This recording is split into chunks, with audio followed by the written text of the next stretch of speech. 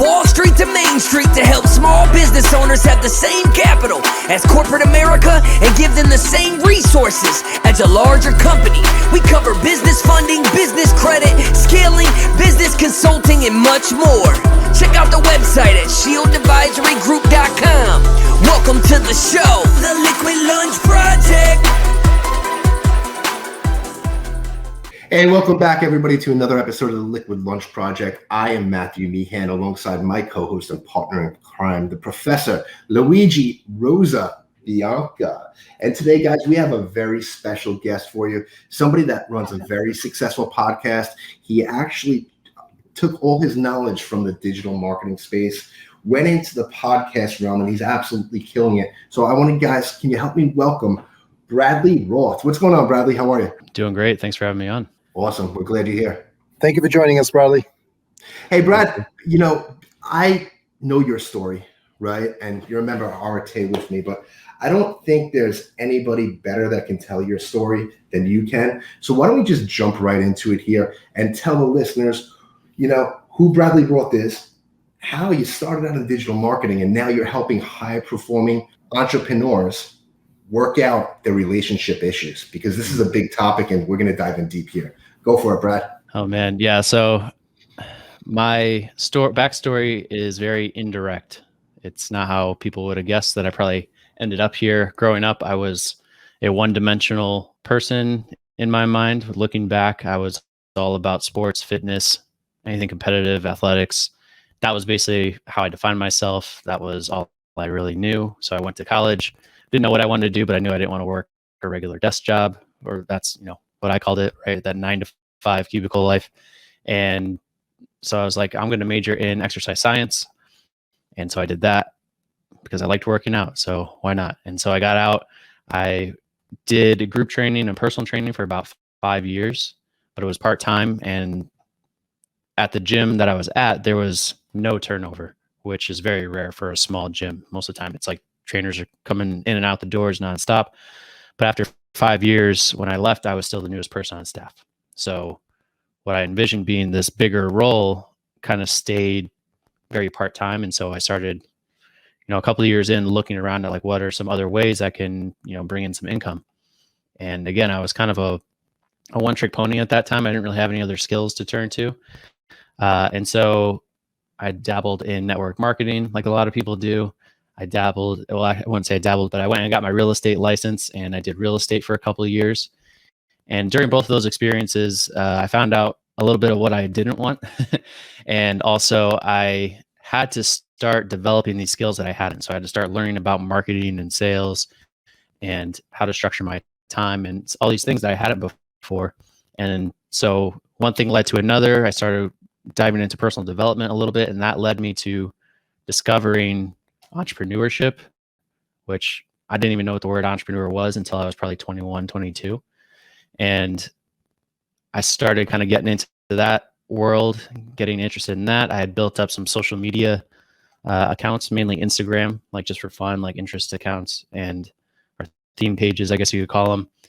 And after a couple of years in real estate, me and my now fiance, she's a nurse, we decided we were going to do the travel nurse thing. And so I was like, well, I can't do real estate state to state. And, you could do online training, but I wasn't really looking to do that too much. And so I said, okay, I'm going to start my own social media marketing company and help local businesses. And so I kind of just jumped off the deep end. I had no experience, no background, no savings, I basically, looking back, I probably wouldn't have done it exactly the way I did it, but I learned a heck of a lot doing it that way very fast. And basically over the few years since we left, I started in the social media marketing. I kind of transitioned more to Facebook ads. And then I went into chatbots and chat marketing. And for a while, I refused to niche down. Again, one of those lessons I had to learn the hard way. And so I kind of was trying to be everything to everyone. And eventually I kind of found my niche and, was doing okay with it. But also over those few years, I got really into personal development and basic psychology, or what I like to call practical psychology. So, your classic kind of Tony Robbins stuff and whatnot. And then I started to do all this work on my stuff and have on on myself and have all these light bulb moments. And so while I'm working on the business, I have, these things I'm working on. I'm constantly reading about, relationship dynamics and how the mind works and how people think and all that kind of stuff. And so I was able to use some of that in my marketing, right? Because marketing is influence and understanding psychology.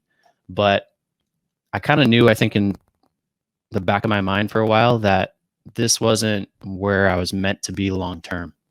And so as I'm going along, the marketing it's going okay, but it's draining me more than giving me energy. And I kind of found myself knowing in my gut a little more and more, especially over the last year or two, that, okay, coaching, personal development space, that's where I want to be long term. And so about a year ago, probably less than a year ago, I'm still doing the chat marketing. Again, it's going okay, but I'm not loving it. And I had this idea, not most people, which is the podcast, but I had this idea, this concept like a few years back, but I didn't know like how I was going to bring it to the world or what channel and that sort of thing. Podcasting, I'd listened to podcasts, but I never really thought that I would be running one, because growing up, I was like Mr. Stage Fright. If I had to like speak in front of the class in school, like I didn't sleep for weeks. I get up there, I was sweating. Like I had to take personal or public speaking in college, and I think they gave me a C because they felt real bad. So, but I got over that some having to coach groups at the gym. So that definitely helped me get over that in some ways. But being like, oh, I'm going to put out a podcast and be, a quote unquote thought leader and have people listen to what I have to say, I was like, a year ago I would have said you're nuts. But I got into Arte, and I was listening to Andy and Ed's podcast, like I'm sure you guys do, and I got into Arte, and I saw that all these people who aren't celebrities or people with huge brands had podcasts. And I was like, okay, so this isn't just for people who already have massive followings. And so I went on a couple podcasts, and the first one was okay. I was like, I don't know about this as a guest. I was a little nervous with the first one, but then the second one I went on went great. Like an hour plus later, we're still rolling, kind of hit flow state a little bit. And then I got off of that podcast. This was late November, and I said, I'm launching a podcast. I'm launching the Not Most People podcast. And I said I was going to launch by January. Of course, as you guys know, there's a lot more to it than just recording and throwing it up online. And so it took me until about mid-March to launch. And then I launched, and things got rolling, and I found that this was giving me energy. I was getting so much positive feedback in that compared to everything else I'd been working on. And so again, I had this idea where I'm going to do this little podcast as a little side thing. I'm going to continue to work on the chatbot business. And then eventually, once I sell that or whatever, then I'll move on and do what I really want to do, which is coaching. And the podcast, I know it sounds cheesy, but I've started to believe that kind of like things happen when they're supposed to and that sort of thing. And so the podcast, I found myself spending almost all my time on that and less on the marketing stuff. And that was kind of like, okay, it's time to, I think, listen to my gut and make the move sooner rather than later, and why kind of make myself miserable. I think part of it was I didn't want to be seen as a failure or kind of, drop off and that sort of thing. Hey, Bradley, just for some context, you mentioned earlier, and you seem to be a great gentleman who is self-deprecating. You said you were a one-trick pony, but you're not a one-trick pony, because your one trick is desire. So what you did is you took a lifetime of desire and you built your career brick by brick. And sometimes the brick fell off, and sometimes you put it back on, and sometimes with some bad mortar, but you kept building this brick by brick. One thing I'm just curious, I know Matt wants to know this as well. First of all, congratulations on your future marriage. I just got engaged myself, and I started this pre-caner with the priest last week. And the priest of the Roman Catholic Church is giving me advice on the birds and the bees. So you have to understand there's a bit of irony there. but the message was beautiful. It really resonated with us. So you're giving CEOs advice on long-term relationships. Do you see where I'm going with this? I could see it going a couple ways, but I think so. So you're not in a long-term relationship. So explain to me how this comes off with the CEOs. And believe me, the priest pulled it off beautifully. All right, because obviously I'm assuming his birds and the bees activities are limited, but I'm just wondering how the pitch goes when you're trying to relate to CEOs that are have a certain ego, and we're unemployable by definition. So Yeah. how's that pitch come off? I mean, I wouldn't say I'm not in a long, like we've been together over 6 years. We've been living together for the last 3. So we're basically married, just not entitled yet. And so the dynamics, I mean, there's, I guess the one part where I'm like, I can't say too much is I don't have kids yet. Right. But other than that, in terms of kind of all of the common struggles that I see people going through in their relationships, it's almost like we've been there and done that in a lot of ways. So for the first few years, again, she's working this kind of stable full-time job as a nurse, and I'm over here like trying to figure it out. Like I'm gonna, I got in and I was overly optimistic. I said, just wait 6 months and I'll be making $10K a month, and right, all these things that like the internet marketing guru bros like tell you early on, which obviously I fell for. And so we get into this relationship, and it's that clash of ideologies a little bit, because she's kind of entrepreneurial minded, but again, she has this stable income. She's kind of supporting me. I have these big goals and dreams that I'm struggling to kind of share with her or get her to see as well. And so for the first few, probably 3 or 4 years of our relationship, there was a lot of clashing, a lot of disconnect, a lot of misunderstanding. And it wasn't until, I want to say a year and a half, 2 years ago, that I started to really dive deep into relationship dynamics, communication, polarity, masculinity, femininity, and all that kind of stuff. And then we started knocking down these hurdles one by one, right? Because for a long time, there's a lot of times where we wondered, like, is this going to work? Are we going to make it? And we got through those, and we got on the same page, and our communication is kind of what took things to the next level. And all of these issues that I'm seeing most people deal with, 90% of them, okay, yeah, we did that. I can relate to that. We've been through that. So I have stories that I can tell that always relate back to, what people are dealing with. And so, maybe I'm not running a multi-million-dollar company, but there's still, you're working a ton. It's hard to find time. You might have a spouse or a partner who can't see your dream or your goal, or who, doubts you at times, and you have to be able to kind of deal with that and make them a part of that vision. Right. And so there's a lot of just these really common obstacles that people face, and there's some of them that are just kind of general relationship things. And then there are others that are specific to kind of people who are those high performers, those entrepreneurs. And so I also decided to work with entrepreneurs because there's really not much out there for them. Like when I was looking around, I was like, okay, I Google a solution to a problem, and there's kind of a general solution, but there's not one for like, okay, here's what you do if you're a relationship and, you're an entrepreneur and your spouse isn't, right? Or if you're both entrepreneurs and you're both hard charging and you clash because you're both in that kind of masculine energy all the time and that sort of thing. So I kind of found that niche by what I needed and wish that I had for a long time. And also kind of what I was seeing people going through that I was meeting, through RTA and that sort of thing. Really answers your question directly or not, but. No, you hit a lot. You hit a lot of it on point, right? I know for a fact, myself being commission only for my whole life and my whole career, and my wife having a standard, let's say, salary, right? That's reliable and always there.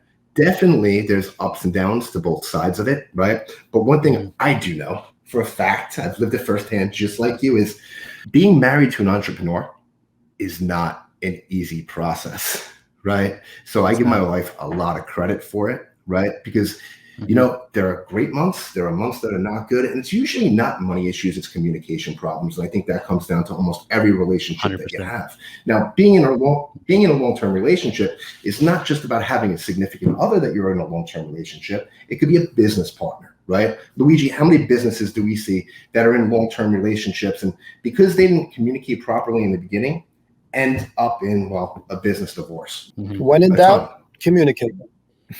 Even though that you've only been in 6 years of a relationship, you guys you decided to pick up and go with your wife and do a traveling nurse thing, move from Connecticut, New Jersey, all the way across the country. That in itself needs massive communication, right? Because you Yeah. left everything you know behind to go for her dream while you were still figuring everything out. And essentially it was, trial by fire with you, right? You found the digital space. You're having wins there, but at the end of the day, you weren't happy. So you moved in to the podcasting realm, taking the knowledge that you found, because I don't think you probably would have found the podcast space if you weren't in the digital marketing space to begin with, right? Maybe you wouldn't have realized that was your niche to get into, your desire. And now you've helped launch many successful podcasts, not just your own, and you're taking what you learned with yourself and your girlfriend, fiance, over the last 6 years and helping people that are just starting out on their entrepreneurial journey learn how to communicate. And that's an amazing thing. Thank you. Yeah, I appreciate that. Yeah, going back to what you said earlier, 90% of what I do and what I coach is communication, because communication is the key that unlocks the ability to solve every problem, right? Like if you can't communicate, it doesn't matter what else you do, it's not going to matter. And we have all kinds of misconceptions or biases about ourselves, about our partner, about what a couple is meant to be. And so like what your vision and what her vision might be are totally different. You may say something, she interprets it completely differently, and vice versa. Like for us, I'm a very kind of stable, I don't go too far up and down emotionally too often, but my fiance, Luigi, she's Italian, she's a Spitfire, and she brings the heat, right? So she would come at me. Like anything else, Bradley, you take the good with the bad. Oh yeah, for sure. But hey, Bradley, I'm going on 14 years married to an Italian girl, so I get it, brother. I understand totally. It's a trifecta. I'm going to call you guys right after this, so see what's in my future. Yeah. Hey Bradley, I'm curious. Yeah. What sort of unique insights can you offer for people that happen to be in a long-term relationship, but then also happen to be in a family business together? Oh, like where the husband and wife are business partners too? Is that correct? What you're Correct. saying? Yeah. Man, that's a tricky one, because every business is different and every couple is a little bit different in terms of strengths and weaknesses. But I think the overall kind of theme that everyone has is they need to, right? Like you guys said before, when it comes to a business relationship, you have to define your roles, and you have to trust the other person that, their strengths are here, your strengths are here, and define that early on, right? Because if you don't, there's that classic, like you said, you have that business divorce, but when it's your significant other who you love, who loves you, there's a whole nother set of dynamics to that, right? And so you have to be like extra specific. You have to over communicate, and you have to figure out what works for you. Like there's some couples who, like Emily and Andy Frisella, they're not really, they work together in some things kind of with Arte, but they kind of also have their separate things, and they don't talk about business at home, right? Whereas there's other couples that I know that the business, they're 24/7, like that's who they are. That's what they do. And so, it depends on the business. It depends on the couple, but the common themes are you have to get really, really good at communicating, to get really good at figuring out your strengths and weaknesses and your roles, because it's really easy if they're not clearly defined you start stepping on each other's toes. You start, kind of overruling or overriding the other person. And so it's hard to give real specific non-situational advice on that. But overall, it's just like, take everything that we've been talking about in terms of communication for yourself in your regular relationship, or if it's in a business relationship, and just amplify the importance of those things. So Bradley, if I'm hearing you right, your advice is communicate, define your roles, and don't take work home, and don't take sex at the workplace. That last part, I'll give you credit for that one, but and the thing I want to say too about communication is, like, a lot of people hear that and they're like, it's this very kind of broad term, right? Communication means a lot of things. People are like, oh, well, we talk, we communicate, we're together all the time. And it's like, yeah, okay, everyone communicates on some level, right? Everyone communicates when it's easy or surface level, but how well are you at communicating those really uncomfortable conversations, or the ones that, where there is a lot of conflict and things in the past maybe to unpack and stuff like that. That's where, there's the biggest challenge, and that's also where the biggest reward and progress is made as well. So learning to have those uncomfortable conversations and making that kind of, I know we could go on about kind of the whole safe space idea these days and all that, but creating an emotional safe space where you both feel like you can bring up those things that your partner might not want to hear right off the bat, but know that they're not going to just like lash out and punish you for bringing that up. And so that takes a lot of trust, and that takes a lot of time to cultivate. But that's the goal, because if you hold these things back, resentment builds up, and it just gets worse over time, and then it, that pressure builds up, and then it blows in some other way that's unproductive, or that you really would have been easier to just have that difficult conversation than have that difficult conversation later when there's pent up emotions involved, right? And so, yeah, I know you guys are probably absolutely. Listen, I told you, Brad, I'm married to an Italian girl. Yeah. And right. And when we first moved down here, I swear to God, our neighbors are Southern. They're all over the place. When they hear us just have a normal conversation, they think we're getting a divorce. But it's not that way at all. It's just the way we talk. Yep. We're loud. We speak with our hands. And we're just very blunt with each other, right? But some people look at that as a bad thing, but we look at it as a very good thing, because we say what's on our mind when we need to say it. And one rule we have in my house is we never go to bed angry. We deal with the situation before we go to sleep, or as much as we can in a perfect world, right? So yeah, definitely being open, honest, blunt with your significant other, or even me and Luigi have that partnership too, where even in business, it's like, yeah, I don't think so. Okay, let's do it. Tell me why, right? And we have to hear each other's opinion to move on. But I have a question for you. What is the biggest, I don't want to say failure, but let's say mistake that you made in your relationship that you can help other entrepreneurs and high performers learn from? Yeah, the biggest one for sure for me was not understanding kind of the role of what it really means to be masculine. And so she is an ER nurse. She's now she's a team lead. And so she has to kind of like be the leader at work. And it's this high pace, like go environment. And so, and plus for a long time, right, she's providing a lot of the financial stability.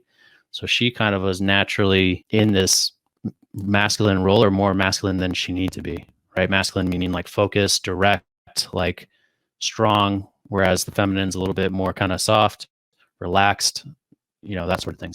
So for a long time, and a lot, when you hear all about like the nice guy, right? Or nice guys finish last, or nice guys don't get the girl, and all that kind of stuff, or I'm a nice guy, why doesn't she like me? Why is she?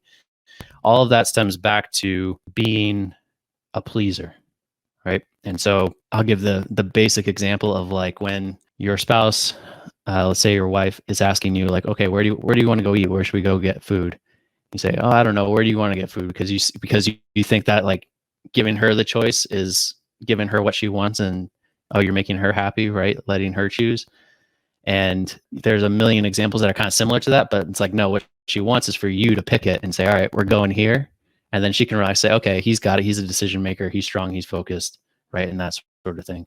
And so for the longest time, I was kind of that pleasing, pushover, kind of like wishy-washy type thing, because I was like, I want to let her decide, right? To be nice and that sort of thing.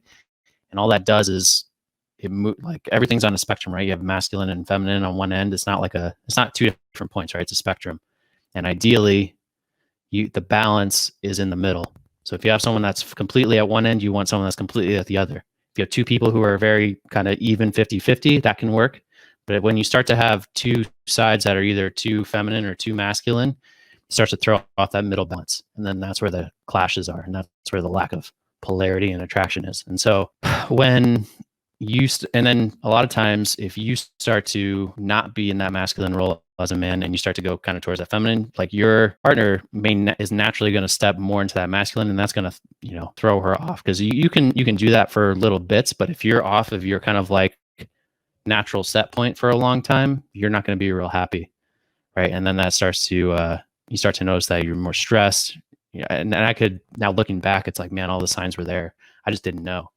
And so understanding finally what that meant to be masculine, and that like when she's saying she's mad at this, and you're like, why is she so mad at this little thing? It's like, no, she's mad at this. She's saying she's mad at this little thing, but it was this thing, that thing, and the other thing over the past few weeks that pissed her off that she didn't talk about. That's really what the issue is. Right. And so once I started to understand those things, and then like when we would get into those talks and those arguments, you know, instead of kind of like, I would go into my shell and kind of retreat, is like sitting there and saying, all right, you know, no matter what, no matter how upset you are, no matter what, like, it's not going to throw me off, and I'm going to be present. I'm going to be here, and, you know, that sort of thing. Because what they're looking for is that rock, right? And that person who's kind of themselves, has that presence, has that focus and determination, knows their purpose, all that stuff. And so many guys are just like me, unaware of what that really means. We think growing up that masculine means you're jacked and have a beard and drive a pickup truck with tattoos, right? And feminine is long blonde hair and wearing pink, right? And it's not an appearance, it's kind of an energy or a way of being. And so once you can start to understand that and get a good handle on where kind of you're missing for yourself, and then where your partner naturally is and where they need to be, then you can start to balance that out. And so for us, that was probably a huge turning point. Bradley, from what we know of you and what you've told us, you're in a really good place personally, physically. Your business is doing well. What's in store for Bradley the rest of this year? What's Roth 2.0 look like? Roth 2.0. Roth 2.0 is always changing. So right now, I am building the podcast, which right now it's just a podcast, but not most people is an idea. It's a brand. It's a movement. So there's going to be apparel. There's going to be communities. There's going to be a lot more to it than just the podcast. So working on kind of building that piece by piece. Like the website just launched. Actually, I'm going like full blast. Like, hey, we're launching like today finally with like the main website, notmostpeople.net. So that's exciting. And then I just launched a podcast creation course called Lost to Listeners. So that's kind of in conjunction with Not Most People. So I'm working on that. And then also I'm working on the relationship stuff too, building out my frameworks, my clientele, right? Setting meetings. And so I have this long-term plan and this vision for both of them. It's just, you know, taking it day by day, step by step, and building that. You know, right now it's for the relationship stuff, it's one-on-one coaching, but eventually I'd like, you know, a few months down the road to add small group coaching, right? That's maybe a little bit more accessible for people. And then down the line have courses as well. That's, you know, and so I can serve kind of people at all different levels. So that's, and then, you know, getting married in March, which obviously is exciting. So, yeah, just a lot going on right now. It's a building year. Sounds awesome, man. You're doing a lot of really cool stuff. And most importantly, it's a lot of real important stuff too, right? Because I don't care if you are dating your significant other right now and you're an entrepreneur, or you've been married for 15 years and you want to become an entrepreneur. There's a lot of people these days that are leaving their corporate jobs to become entrepreneurs, and they've been married for 15 years. And it's a whole different animal once you jump into the entrepreneur realm than being married to a corporate business along the way, right? So it's very important that people have these open discussions and communicate and consistently work on their relationships together, right? Because it's not one talk and you're done. You got to figure out how you can make time for each other, and constantly during that time, talk about specific issues where you guys could work and build your relationship better, just like a business, man. I'm so super happy to hear that. Hey, Bradley, before we let you run, I have a question for you. All right. And after this, I want you to tell all our listeners where they can reach out to you, because we have a lot of small business owners, entrepreneurs that listen to this podcast. And I guarantee that they can learn something from you, Bradley Roth, because you're doing a lot of big things, whether it's helping people start their podcast, but more importantly, deal with the relationships that they're in. It'll be awesome. But here's the question. You ready? I'm ready. what does success look like for Mr. Bradley Roth? Put it real simply, success for me is freedom and autonomy. So my ultimate goal is, I don't have to have $1 billion business and have, all these nice things. I mean, obviously I'd like to, but for me, it's when I can live where I want, spend my time how I want, with whoever I want, have complete location freedom, be able to travel the world. That's success to me. So I guess for me, it's a big custom log cabin in the mountains somewhere. So, and that's as a home base, but always going out, being able to go to cool events like Arete and just constantly be around whoever I want to be around in terms of surrounding myself with great people, and have that freedom in all directions. That's success for me. I love that, man. Hey, Bradley, tell all our listeners where they can find you, and tell them a little bit more about the Not Most People podcast that you're running, because I've been listening to it. I'm a fan. They should definitely listen to it. Tell them where they can find that, more about your coaching programs. You mind if I add on to one thing you said right before that question? No, go for it.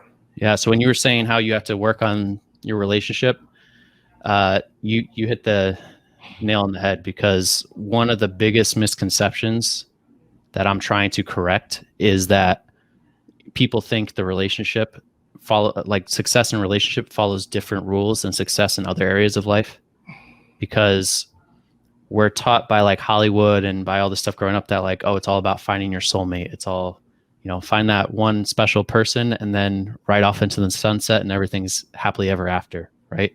And people think, oh, because there's love involved, I don't have to work at it. Right. And so, if you stop working out, stop going to the gym, what happens? You gain weight, you get out of shape. You stop working at your career, your business, what happens? You stop making money, right? You stop making progress. But people think that like, oh, if they're in a relationship and they're married and they're, committed to each other, that's all it takes. And so how many people do you know who are actively like, people have date nights and stuff like that, but how often are you actively spending time looking to improve your relationship? So like some practical things that we try to implement, and I call it relationship development, kind of like personal development. And, something real simple is you guys pick out a book that's kind of related to relationships and you read it together for that month, and then you discuss it, right? That's something that we do. We're not great about doing it every month, but hey, most people have never done anything close to that, right? And then going to events or seminars where you work on these things together, playing into the love languages, right? So like receiving gifts, quality time. So we try to like once a month, spend a real short weekend, do something fun together, right? Because again, as entrepreneurs, you get busy, you get in that cycle, those things, you can forget about them. And then, we try to get one little surprise gift each month or so, just as, a surprise, just because it doesn't have to be any occasion. So there's all these little things that you can kind of implement into your life to continue to work on your relationship, like in these other areas. So just wanted to kind of point that out. And that was a great point by you earlier. So, but back to the other stuff in terms of where you can find me and all that. For the Not Most People podcast, you search Not Most People on any platform, you'll probably, it should pop up. And then notmostpeople.net is kind of the home base for all of that.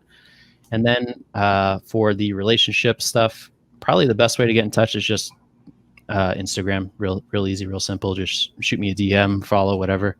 And that's at Bradley_Roth. I will have a dedicated website for that soon. It's in the works, but not there quite yet. So,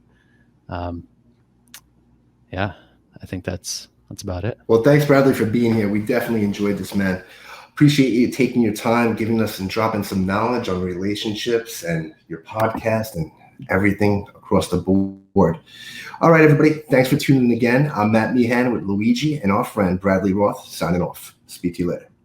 See you soon, team. Thank you for listening to the show. And make sure you subscribe, leave a review, and share it with a friend. We'll see you on the next episode of The Liquid Lunch Project.